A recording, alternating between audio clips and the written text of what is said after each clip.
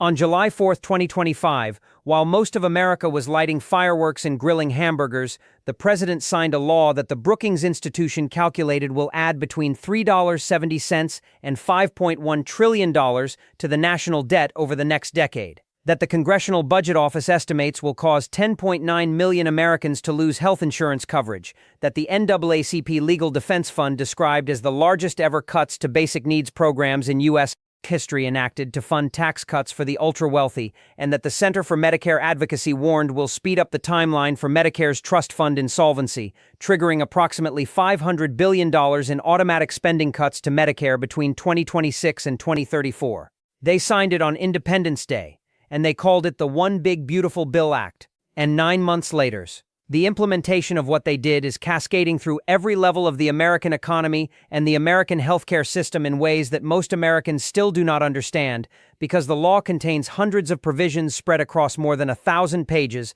and nobody, not the members of Congress who voted for it, not the cable news anchors who covered the vote, not the columnists who wrote the opinion pieces, has ever sat down and explained in plain English what this law actually does to the specific line items of an ordinary American household budget. The tax cuts in the law primarily benefit higher-income households. RBC Economics documented what they called a distinct barbell effect. The top decile of earners will see a 2.7% increase in household income, according to CBO estimates. The bottom 20% lose transfer income from Medicaid and SNAP cuts and gain no tax relief because a single taxpayer earning $15,000 already pays nothing in federal income tax due to the standard deduction, which means an additional deduction provides zero benefit. Morgan Stanley's head of U.S. policy said the spending cuts weigh more heavily on lower-income households and the tax impact is historic, and noted that in total, $4.5 trillion in deficit was essentially added to the national debt. The law cut spending on the programs that keep poor and middle-class Americans alive, and it cut taxes for the people who do not need those programs. And then it added the difference to the national debt that every American, including the people whose programs were just cut, will eventually have to pay for. That is what they did. And that is what people should be scared of. Because the implementation is happening right now, this year, this month, and the people it is about to hit the hardest are the people who know the least about what is coming. They cut $1 trillion from Medicaid, and the largest wave of coverage losses in American history begins in December. The One Big Beautiful Bill Act contains approximately $1 trillion in cuts to Medicaid over the next decade. The Center for American Progress described this as the largest cuts to Medicaid in the program's 60-year history. The American Medical Association issued a statement expressing outrage at the passage of the law, warning it would cause an estimated 11.8 million people to lose healthcare coverage.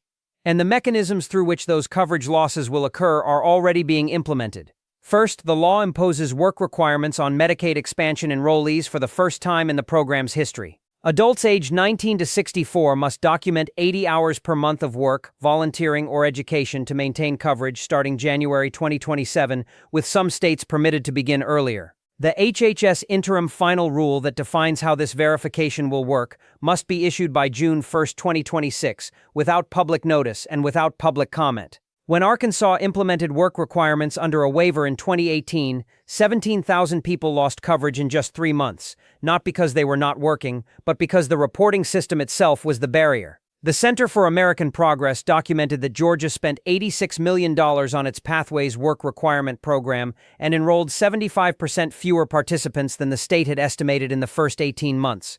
The program did not increase employment. It increased administrative costs while reducing coverage. Second, the law requires states to conduct eligibility redeterminations every 6 months instead of annually, starting December 31, 2026. That doubles the paperwork burden and doubles the number of opportunities for eligible people to be terminated through procedural failure.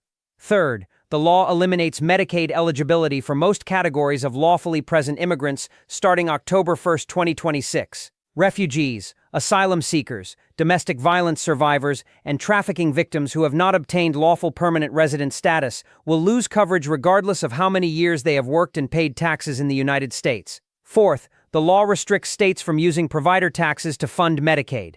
Provider taxes are mandatory payments that all states except Alaska impose on hospitals, nursing homes, and managed care organizations to generate revenue for Medicaid funding. The law phases out these taxes, and states will lose an estimated $340 billion in revenue Without provider taxes, as a financing option, states will be forced to raise other taxes, cut other services, or reduce their Medicaid programs. And fifth, the law bars people who lose Medicaid due to work requirement noncompliance from receiving subsidized ACA Marketplace coverage, which means there is no safety net beneath the safety net.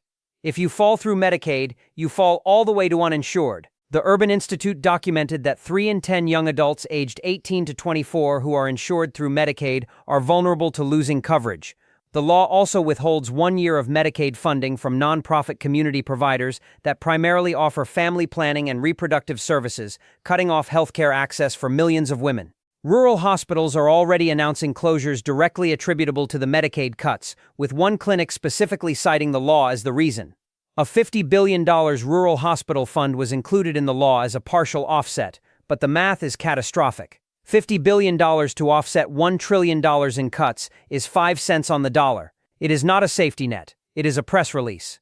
And the rural hospital crisis that the Medicaid cuts will accelerate is not a future problem. It is a present emergency that the law makes catastrophically worse. More than 150 rural hospitals in the United States have closed since 2010.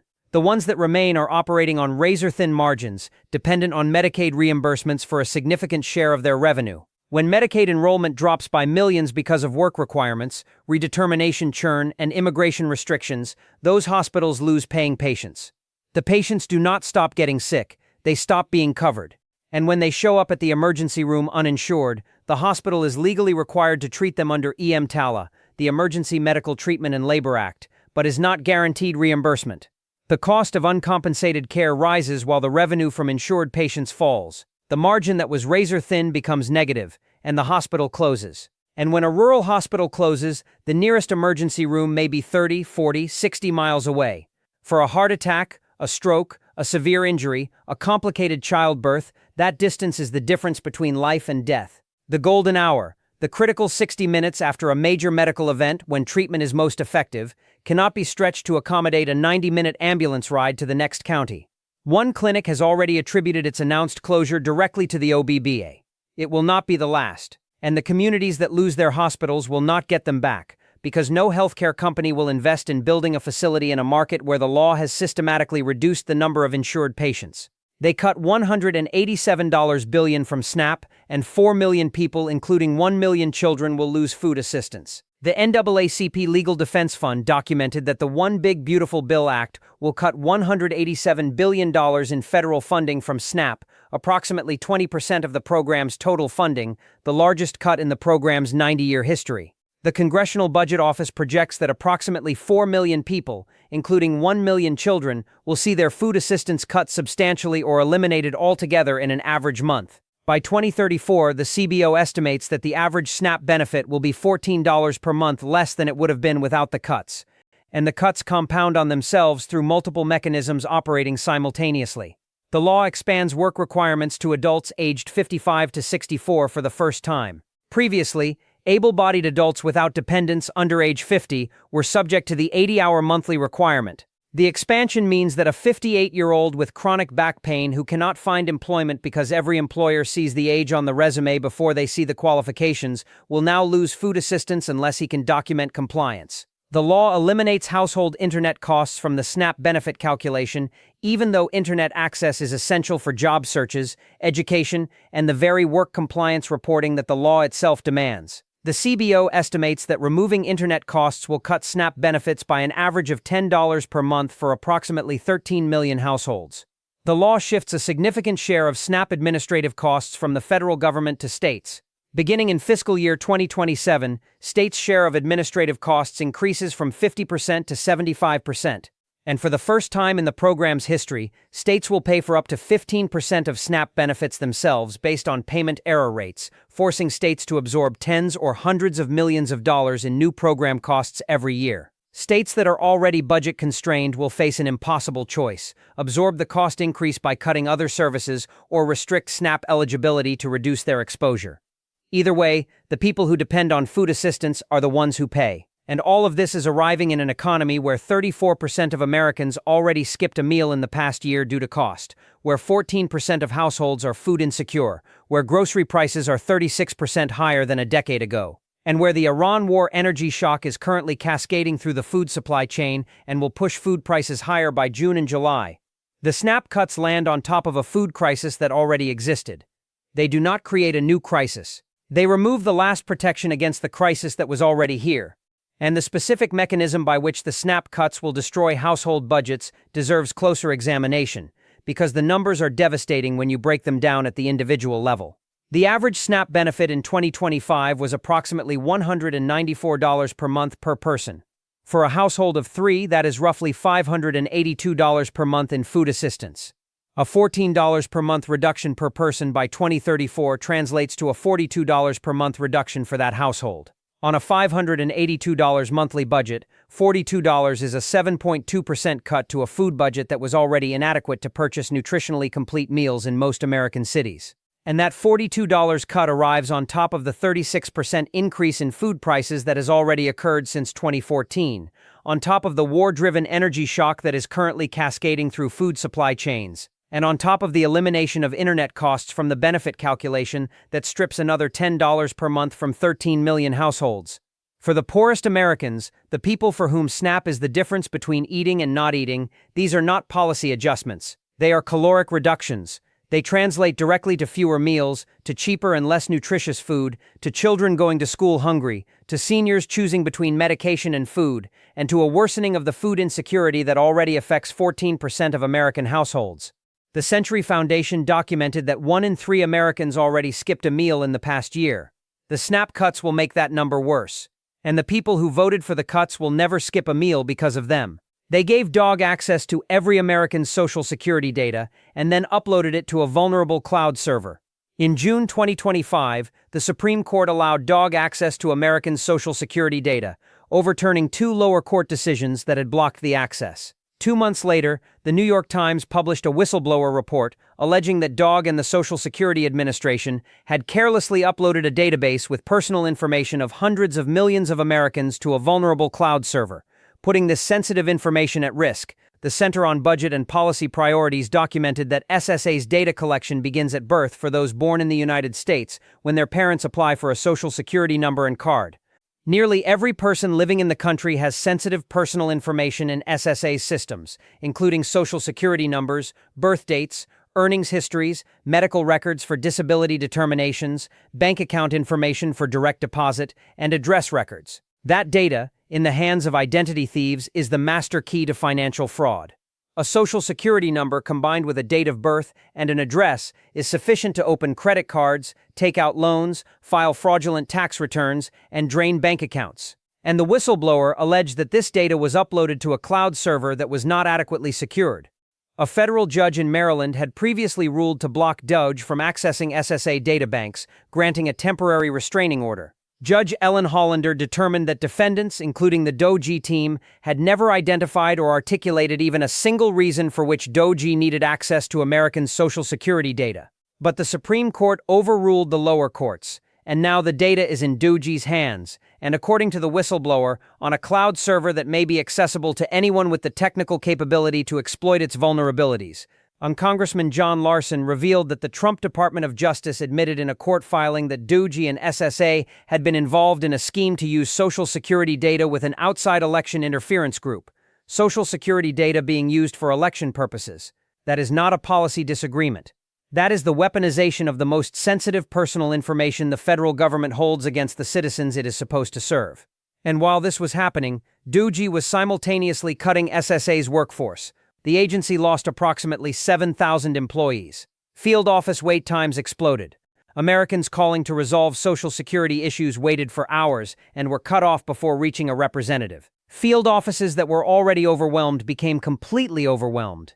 The SSA also reinstated a higher overpayment recovery rate, meaning that beneficiaries who were overpaid due to SSA's own administrative errors would have a larger share of their monthly checks withheld to repay the overpayment. Seniors who received $50 too much per month for 6 months due to a processing mistake at an understaffed agency now face $300 in garnishments from checks that barely cover their rent.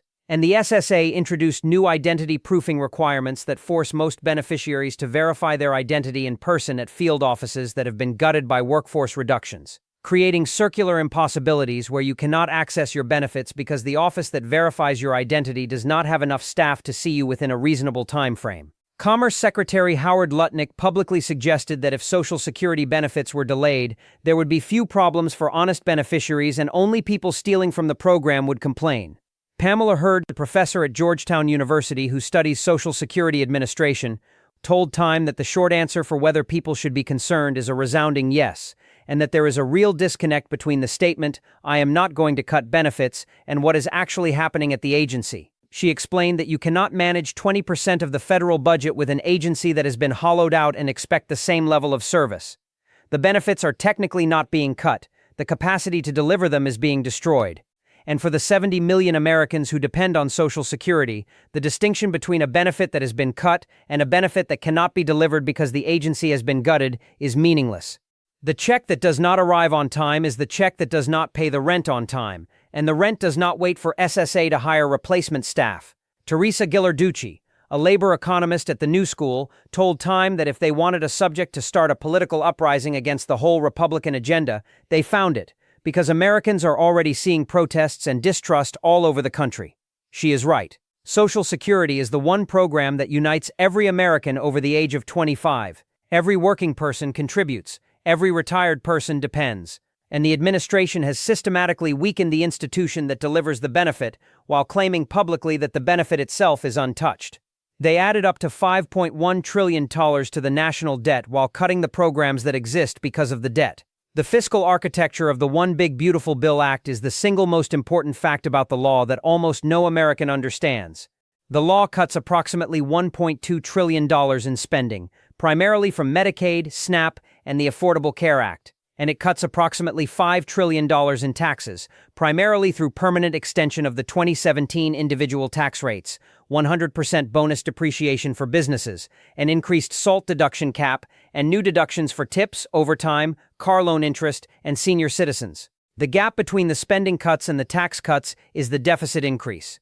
Brookings calculated the deficit increase at between $3.70 and $5.1 trillion over the next decade under conventional scoring, with larger costs if temporary provisions are extended. By 2054, the law will raise the debt-to-GDP ratio by 28 percentage points as written, and by 45 percentage points if the temporary provisions are made permanent. For comparison, Brookings noted that the fiscal resources spent in the OBBA would have been sufficient to resolve Social Security's long-term financing shortfall entirely. The money existed. It was spent on tax cuts instead, and the debt that the tax cuts create will itself trigger automatic spending cuts to Medicare under the statutory Pay-As-You-Go Act. The Center for Medicare Advocacy documented that the law speeds up the timeline for Medicare's trust fund insolvency and could trigger approximately $500 billion in automatic Medicare cuts between 2026 and 2034, which means the law cuts Medicaid now, cuts SNAP now, and positions Medicare for automatic cuts later, all while adding trillions to the debt that will require either future tax increases or future spending cuts to service. The bottom 20% of earners lose transfer income and gain no tax relief. The top 10% gain a 2.7% increase in household income, and the debt is distributed across all Americans equally, including the ones whose programs were just cut to fund the tax relief they did not receive. RBC Economics projected that high-income households who have a lower marginal propensity to consume are more likely to save the additional income rather than spend it, which means the tax cuts will not meaningfully stimulate the economy because the people receiving them do not need to spend the money. The spending cuts, on the other hand, will directly reduce economic activity because the people losing Medicaid, SNAP, and ACA subsidies spend every dollar they receive. The Commonwealth Fund estimated that the Medicaid and SNAP cuts alone will trigger significant job losses across every state, reduce business income, and cut state and local tax revenues by $12.2 billion in 2029. The law is simultaneously redistributing wealth upward and destroying the economic activity that sustains lower-income communities. And the deficit it creates will be used as justification for the next round of spending cuts, which will target the same communities again. This is the fiscal trap that the law constructs. Cut programs now to fund tax cuts. The tax cuts increase the deficit. The increased deficit creates pressure for more spending cuts. The next spending cuts target the remaining programs. And the cycle repeats until the social safety net has been fully converted into tax relief for the top of the income distribution, and the debt that funds it is carried by the entire population, including the people who received nothing from the cuts. Brookings specifically noted that the fiscal resources spent in the OBBA would have been sufficient to resolve Social Security's long-term financing shortfall entirely. The Social Security Trust Fund, which is projected to become insolvent by 2033, could have been permanently stabilized with the same $5 trillion that was instead directed toward tax cuts. That is the trade that was made. Social Security solvency was traded for permanent extension of 2017 tax rates. The retirement security of 70 million Americans was traded for the household income increase of the top 10%. And by 2054, the debt-to-GDP ratio will have risen by 28 percentage points because of this single law as written, and by 45 percentage points if the temporary provisions are made permanent as their sponsors intend. For context, a 45 percentage point increase in the debt-to-GDP ratio is larger than the entire fiscal cost of World War II, which peaked at a debt-to-GDP ratio of 106%. This law in peacetime, with no existential threat justifying the expenditure, will generate more long-term debt than the war that saved the world from fascism. And nobody who voted for it will be in office by the time the bill comes due. They fired hundreds of thousands of federal workers, and the service Americans depend on are collapsing. The Department of Government Efficiency, operating under Elon Musk's direction, fired approximately 25,000 probationary federal workers in late February 2025. Multiple courts ruled the firings were illegal and ordered reinstatement.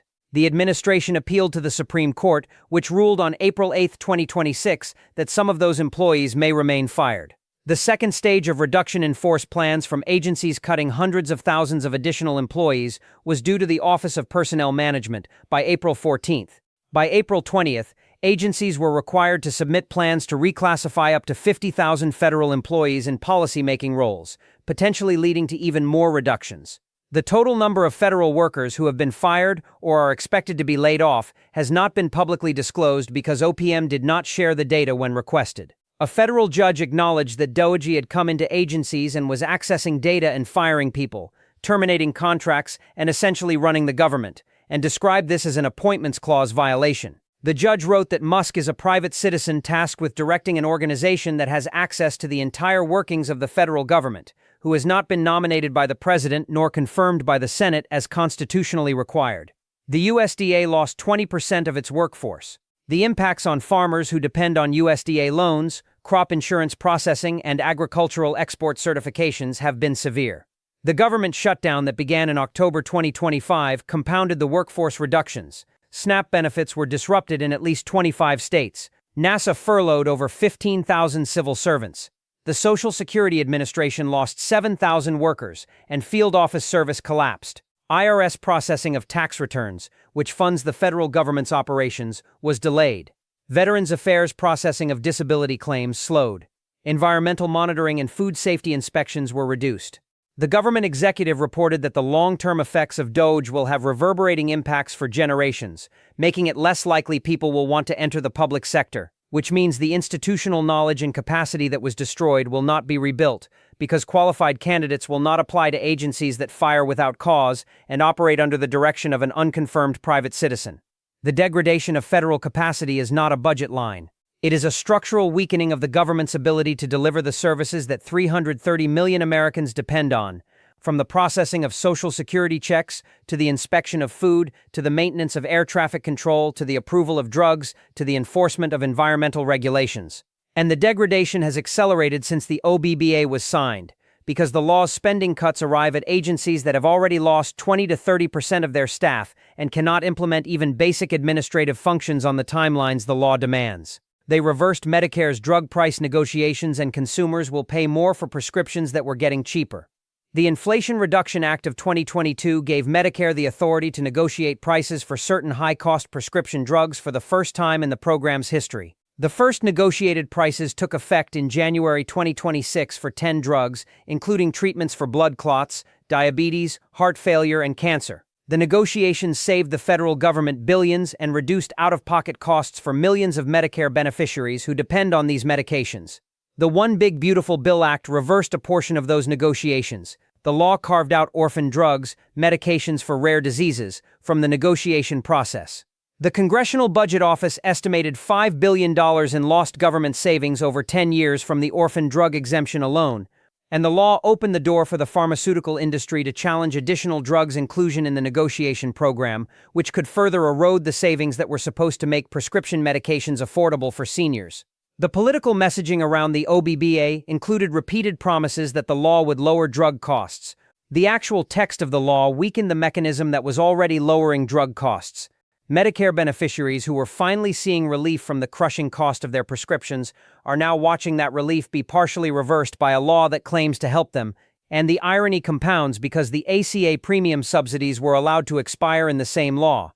KFF documented that marketplace premiums for qualifying households will roughly double from $888 to $1,904 per month. The Commonwealth Fund estimates 5 million Americans will lose health insurance entirely because coverage becomes unaffordable. The law simultaneously made insurance more expensive, made prescriptions more expensive, and cut the programs that provided health care to people who could not afford either.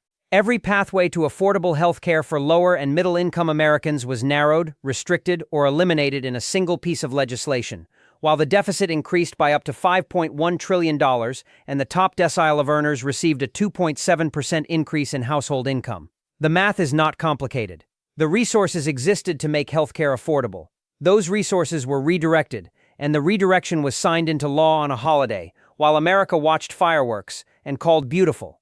And the cascade does not stop at healthcare and food. The law phases out the clean energy tax credits from the Inflation Reduction Act. Credits for EV charging equipment expire after June 30, 2026. Credits for energy-efficient home upgrades terminate for homes acquired after June 30, 2026. Solar and wind projects must commence construction by July 5, 2026 to claim production tax credits. The residential clean energy credit that cut homeowners' annual energy bills by $450 and supported the construction of nearly 350,000 new efficient homes in 2024 alone is being eliminated. At the exact moment that the Iran war has exposed the catastrophic vulnerability of American energy dependence on Middle Eastern oil, the law is defunding the transition to domestic renewable energy that would reduce that dependence. It is cutting the credits that made solar panels and heat pumps and electric vehicles affordable for middle-class households at the exact moment that gasoline crossed $4 per gallon and electricity bills are running well ahead of inflation. The law makes America more dependent on the energy supply that just failed, while defunding the alternative that would have made the failure less devastating. And the law requires automatic registration for selective service for all male citizens and residents aged 18 to 26, a provision that received almost no public debate before it was signed. American men are now automatically registered for a potential military draft at the exact moment the United States is engaged in an active military conflict in the Middle East.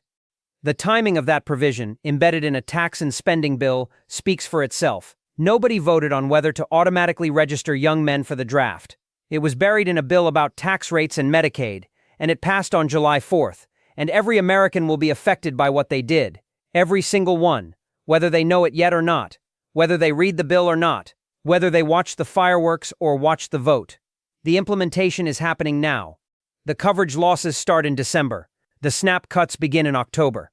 The energy credits expire in June. The Medicare Trust Fund is accelerating toward insolvency. The debt is climbing by trillions. The federal workforce is gutted. The Social Security data is on a vulnerable cloud server. And the people who did this are going to stand before you in November and ask for your vote. Remember what they did. Remember who paid for it. And remember who benefited. Because the fireworks that lit the sky on July 4, 2025 were not celebrating independence. They were celebrating the largest upward transfer of wealth in American legislative history, disguised as a tax cut, funded by the dismantlement of every program that kept ordinary Americans alive, insured, fed, and able to retire with a shred of dignity. And the smoke from those fireworks has not cleared. It is still hanging over every household in America, and it will hang there for a decade. And every American who breathes it will pay for what they did. And now you understand exactly what they did and exactly who will pay.